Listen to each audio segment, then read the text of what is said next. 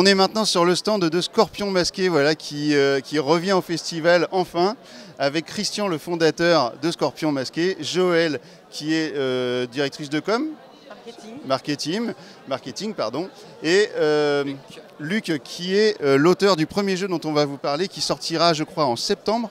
C'est bien ça, et qui est sur l'aviation. Alors en plus, c'est une de mes autres passions, l'aviation, donc ça tombe très bien. Donc Sky Team, qui est juste ici, et en plus, on a la chance d'avoir Luc, l'auteur, qui va pouvoir nous en parler directement. Bonjour Luc. Bonjour. Donc sur Sky Team, on est sur un 2 joueurs coopératif, sans effet leader, puisqu'on va avoir des dés cachés, on ne va pas pouvoir demander à l'autre ce qu'il doit placer. On se retrouve en vol, on a le pilote et le copilote, et les 2 joueurs vont devoir faire atterrir l'appareil. Le premier atterrissage, le scénario de démo, c'est un atterrissage à Montréal. Et donc, on va devoir gérer tous les paramètres de notre cockpit, l'axe de l'appareil, la vitesse de l'appareil, sortir les trains d'atterrissage, sortir les volets, préparer le système de freinage, faire dégager l'approche s'il y a d'autres appareils devant nous. Premier scénario, et après dans la boîte, plein d'autres surprises avec d'autres modules. Évidemment aussi, j'imagine la météo qui va changer la donne, météo, etc. Un petit peu de kérosène, le vent de face ou dans la le panne dos, moteur, un petit stagiaire dans la cabine et plein d'autres aléas. Le petit stagiaire qui renverse le verre de café sur le matériel. Le fameux café. Oui, c'est pour ça que je dis ça. Voilà. Et donc des difficultés pour tout le monde dans la boîte. Ok, et donc ça, alors c'est vraiment un jeu que j'ai découvert tout à l'heure, et quand j'ai vu le truc, je me suis dit mais ça, il me le faut absolument. Donc ça sort en septembre. Septembre ou octobre en fait, on essaye de viser peut-être Essen. Ah d'accord, on m'a dit septembre. Donc septembre, octobre, ce sera. Après, il y aura peut-être des aléas de retard comme d'habitude, on ne maîtrise pas toujours tout, donc c'est super, bravo. Merci Luc pour la présentation, et puis du coup on va passer le micro à Christian, peut-être si tu veux nous dire 2 petits mots sur Scorpion Masqué. Oui, as-tu une question? Sinon, ça peut être très long. Hein, ouais, on a fait 17 ans bientôt. Donc... Ah oui, quand même. Alors, en fait, ce qui est vraiment super, c'est que là, vous avez été nommé dans la catégorie enfant, avec Flashback. Et non seulement vous avez été nommé, mais en plus, vous êtes nominé. Je ne sais jamais si on dit nommé ou nominé, dans quel sens c'est, mais je crois que je suis bon là. Non, mais est-ce que nommé, je pense que c'est quand on est nommé, c'est qu'on est, on est sélectionné, finaliste, et nominé, c'est quand on reçoit le prix, il me semble. Ah. C'est l'un ou l'autre. On a gagné. Donc vous avez gagné. Alors malheureusement, l'As d'or n'est pas avec nous, donc ça aurait été cool de pouvoir le montrer. Mais par contre, vous avez le jeu. Donc Flashback, qui est basé sur l'univers de Zombie Kids et Zombie Teens. Oui. Voilà, et ça, du coup, je te laisse nous en parler. Donc Flashback, c'est un jeu d'enquête par image, familial. Et puis, l'idée, c'est que pour sauver le monde, parce que les zombies ont enfin envahi la cour d'école, on ne le souhaitait pas vraiment, mais bon, ils ont réussi. En même temps, ça nous fait plaisir. Ça nous donne de quoi s'occuper. Voilà. Et donc, la seule façon de sauver le monde, c'est de retourner dans un souvenir. On va voyager dans un moment précis qui est dans le passé pour comprendre donc ce passé, comprendre ce que sont venus faire les zombies, quel était leur objectif, qu'est-ce qu'ils ont volé et pourquoi. Et comprendre le passé va peut-être nous permettre de sauver l'avenir. On en dit des belles choses. Ouais. Et donc, c'est entièrement coopératif. Ouais. Et le principe de base, c'est que donc, on va commencer avec une image très précise, comme une case de bande dessinée. C'est ça. Et cette machine qui nous permet de voyager dans le souvenir nous permet de voir ce que chacun des personnages voit. Donc là, si on prenait le cadre qu'on a ici, moi, je regarde vers l'avant, mais toi, tu regardes de ce côté à droite, Joël regarde à gauche. Et donc, chacun de ces points de vue va nous permettre d'ouvrir d'autres cartes qui déploient l'univers. Et la personne que je regarde là-bas nous regarde, donc peut-être on va voir aussi son point de vue. Et que derrière et en haut, et là, on pourrait visiter tout le palais des festivals par un jeu de regards croisés. Ouais. Et c'est très, très, très narratif. Et on est plongé dans le jeu comme aucun autre jeu de société nous amène, parce qu'on est vraiment dans les yeux de nos héros, de nos personnages. Ça me rappelle vraiment la façon de filmer de Quentin Tarantino, qui fait souvent ce genre de choses, notamment dans Jackie Brown, où on voit la même scène par plusieurs personnages, en fait, et on revit plusieurs fois la même scène. Un récit itératif. Et c'est vraiment ce qui est intéressant dans ce jeu-là. Il y a une démo qui est disponible gratuitement, parce que moi j'y ai joué à la démo, je sais plus, c'est sur téléphone, hein. En ligne, oui. En ligne, il y a un mini-site. On peut en savoir plus sur le jeu et jouer à la démo, qui est au final l'introduction à la grande histoire qui est dans la boîte. Voilà, donc ça, du coup, si vous voulez découvrir le jeu, vous pouvez directement, je vous mettrai un petit lien dans la description pour aller faire la petite démo du jeu. On continue avec un autre jeu, peut-être avec la machine de Turing. Oui, Turing Machine, qui était un jeu qui était aussi nominé, finaliste dans la catégorie initiée à l'As d'or, ce qui pour nous est une réussite extraordinaire. Ça aurait pu être incroyable quand même. 2 prix, ça aurait été incroyable. Oui, ça aurait été incroyable. Donc, c'est un jeu de déduction qu'on peut jouer de façon compétitive ou coopérative. Oui. Le but, comme bien souvent dans des jeux de déduction, c'est de trouver un code secret.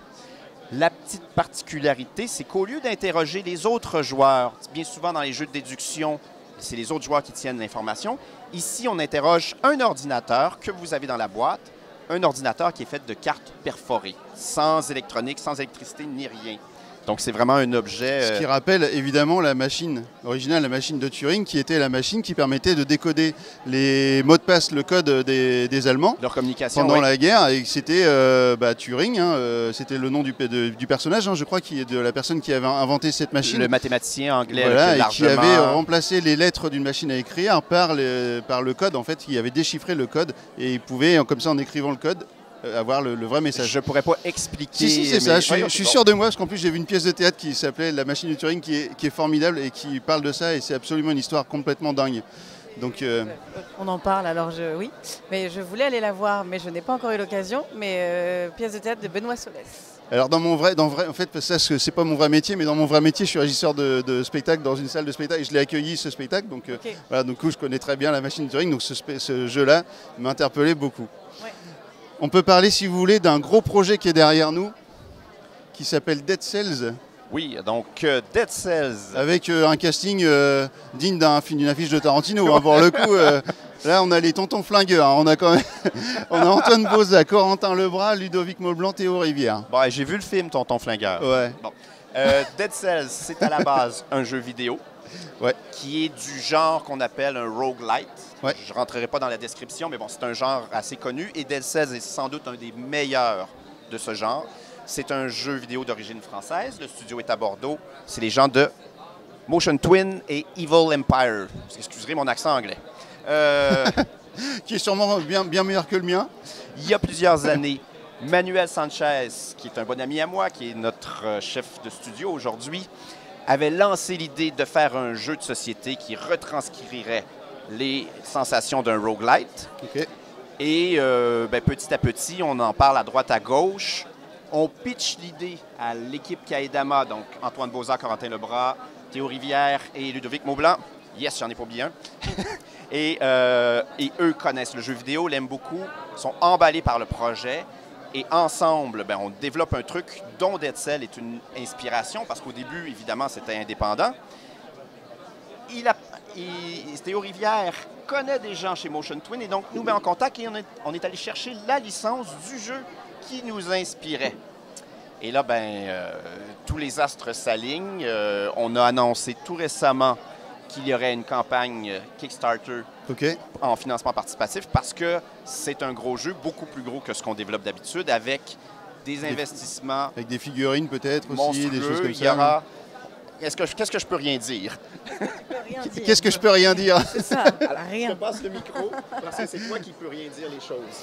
Non, on est encore en train de finaliser le tout, mais on prévoit vraiment de belles offres avec des petites surprises. Et c'est vrai que à date, ça se passe bien et c'est chouette. Nous, on prévoit de faire un jeu authentique au jeu. L'idée, c'est pas de faire des promesses dans le vide, c'est vraiment d'avoir un jeu authentique.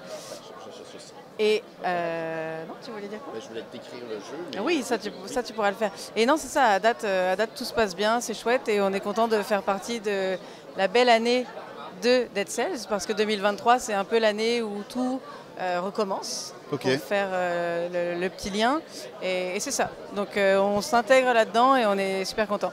Et vous pensez la campagne Kickstarter, ce sera à peu près pour quelle période? C'est prévu fin du printemps. Fin du printemps? Oui. Mois de mai, donc c'est dans pas longtemps. Juin, début mai, quoi. Oui, le jeu est déjà bien avancé. Fin mai, plutôt. Ouais. Et donc, sur Kickstarter, vous allez retrouver de très nombreux jeux qui prennent 2 heures à installer, 6 heures à jouer et 3 heures à ranger. Nous, on n'a pas voulu se situer là. Au contraire, on veut un truc qui se joue rapidement parce qu'on l'a vu avec des jeux comme Zombie Kids, Zombie Teens. Quand ça dure 10 à 15 minutes, ben, les gens enchaînent 10 et 20 parties de suite. Dans le jeu vidéo, même chose. Moi, je suis un grand fan de Clash Royale, mais je peux jouer pendant 2 heures à un jeu qui n'en dure que 3 minutes, normalement, la partie. Alors que tu feras peut-être qu'une partie d'un jeu qui dure 2 heures. Oui, probablement. Donc, on vise d'avoir un jeu qui se met en place en 2 minutes, qui en dure 40-45 la partie, mais qu'à la fin, évidemment, de chacun des jeux, vous avez débloqué quelque chose, comme le font les jeux roguelite, et vous avez, pour votre prochaine partie, accès à une nouvelle arme, à une mutation, qui fait que vous irez probablement un jeu évolutif, un peu comme Zombie Kids, où effectivement, à chaque fois, on ouvrait une petite enveloppe. Alors moi, j'y ai joué avec mes enfants à Zombie Kids et Zombie Teens, mais c'était la course à ouvrir toutes les enveloppes. On a tout ouvert, on a fait les jeux en entier, hein.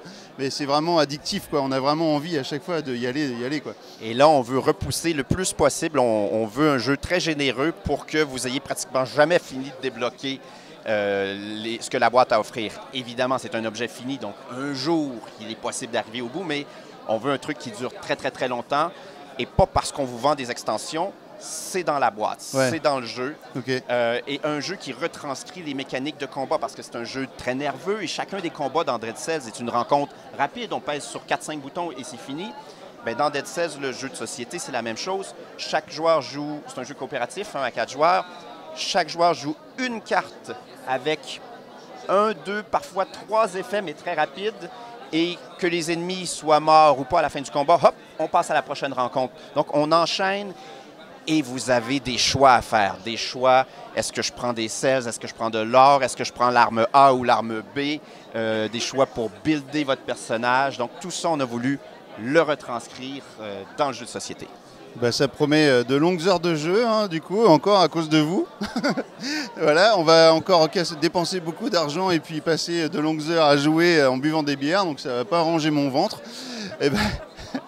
Donc, je vous remercie beaucoup et puis je crois qu'on a fait le tour. Alors il y a 0 à 1000 qui est sorti sur le stand, donc c'est la suite de 0 à 100, on passe de 0 à 1000.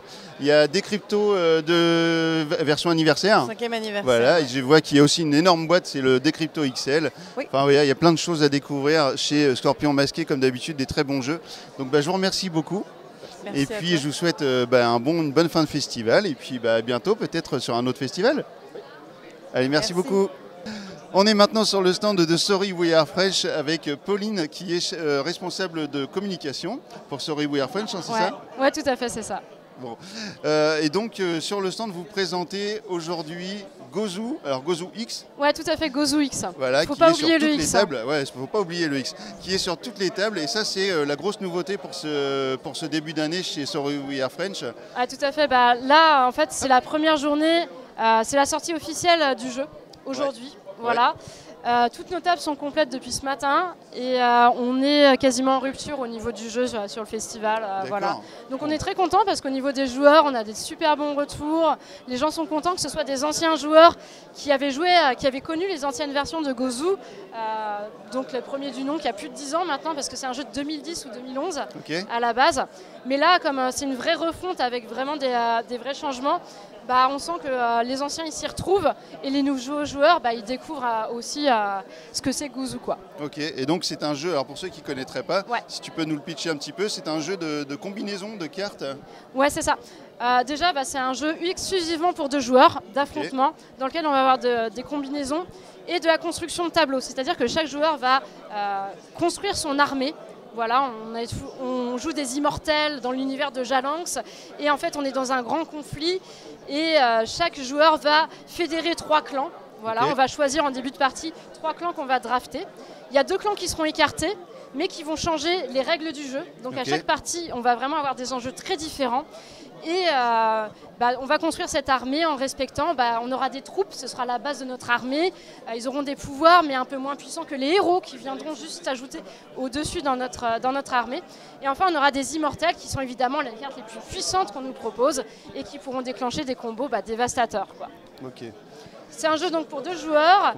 On est à peu près entre 30 minutes en moyenne, on va dire, de jeu. Et à partir de 14 ans plutôt. Ça a été développé en interne, voilà. Donc par le studio Sorry We Are French et c'est illustré par David Sidbon qui illustre une grande partie de nos jeux puisque c'est notre directeur artistique, enfin illustrateur maison, quoi. Donc un jeu maison, quoi. Ouais, une bonne tambouille maison. C'est une bonne maison là. Du coup vous devez en être fiers.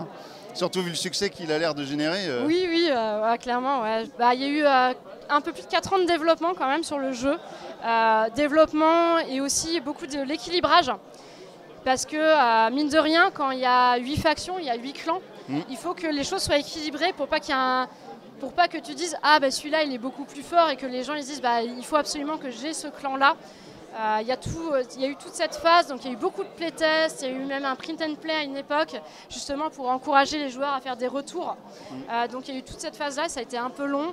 Et donc c'est vrai que l'équipe est assez contente d'enfin le voir sortir et de le voir sur les tables avec des joueurs et des joueuses. Et surtout avec le sourire sur le visage des joueurs, donc ça c'est cool. Et puis donc il y a Galileo, oh là je vais prendre que le couvercle, bon je le prends en entier. Allez. Ouais, il est un peu lourd, je suis désolée. Galileo, la boîte est un petit peu lourde et donc ça c'est un jeu qui est déjà sorti chez vous. Ouais, tout à fait. Donc Galileo Project, c'est un jeu dans l'univers de Ganymede.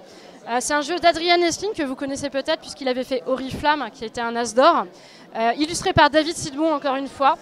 On est sur un jeu à partir de 14 ans pour 2 à 4 joueurs et des parties entre 40 et 1h30. Voilà. Okay. Donc on est dans le futur, on incarne chacun une corporation, une grande corporation. Et le but, ça va être de rendre habitables les 4 satellites de Jupiter. On est sur un jeu avec de l'engine building et un peu de combo aussi. On va pouvoir faire différentes choses au cours de la partie. On va recruter des personnages qui vont nous donner des capacités. Moi, je pense qu'on va rien voir d'ici. Non, on va rien voir, mais je vais incruster avec des images. On aura des personnages et ces personnages vont nous donner de l'influence. Influence qu'on va pouvoir réinvestir pour acheter des robots et les déployer sur les différentes lunes de Jupiter. Mais on va avoir aussi une piste d'influence qui est un peu importante, puisque selon où on se place du côté de la piste d'influence, si on se place du côté de Mars ou de la Terre, on pourra déclencher certaines actions ou d'autres, et avoir accès à certains robots ou à d'autres. Très grosso modo, on peut résumer comme ça. On pourra aussi développer des technologies, qui sont des bonus très très puissants, qu'on va avoir soit en one-shot, soit en effet continu. Et on va monter sur nos différentes pistes d'aménagement des satellites, déclencher, construire des robots. Enfin, il y a pas mal de choses à faire dans le jeu et pas mal de façons de faire du point de victoire.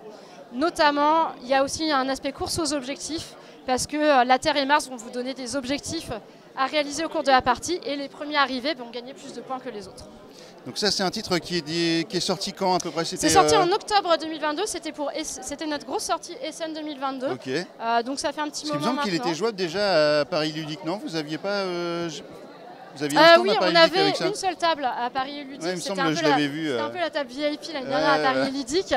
Mais cette année à Paris Ludique, on va proposer autre chose. Oh. Ouais, on va proposer Sur les traces de Darwin, qui est un jeu familial. D'accord. Et pour le coup, on est dans un jeu de collection avec de la tuile. On va chercher à remplir notre carnet de naturaliste. D'accord. Et on va voyager autour du monde avec le Beagle. 2 à 5 joueurs. 10 minutes à 2 joueurs. Ah ouais? Ouais, et 30 minutes à 5 joueurs. Et là, on a déjà, au niveau des boutiques et des professionnels à qui on l'a présenté, il y a déjà pas mal d'enthousiasme autour du titre. Donc, ça va être notre grosse sortie de Paris et Ludique. Ok, écoute, super. Pauline, je te remercie beaucoup pour toutes ces explications, ces découvertes et en plus la petite exclue sur Darwin. Donc, on se retrouvera, je te propose qu'on se retrouve en juillet à Paris Ludique pour parler de Darwin. Ah, et qu'on l'aura sous les yeux. Ouais. Voilà, c'est super. Et puis la petite phrase de fin, c'est alors tu joues ou quoi, non? Maintenant que vous savez tout. Alors c'est quoi? Tu joues quoi? Tu joues ou quoi? Oui. Tu joues ou quoi? Merci. Faut jouer à Gouzou.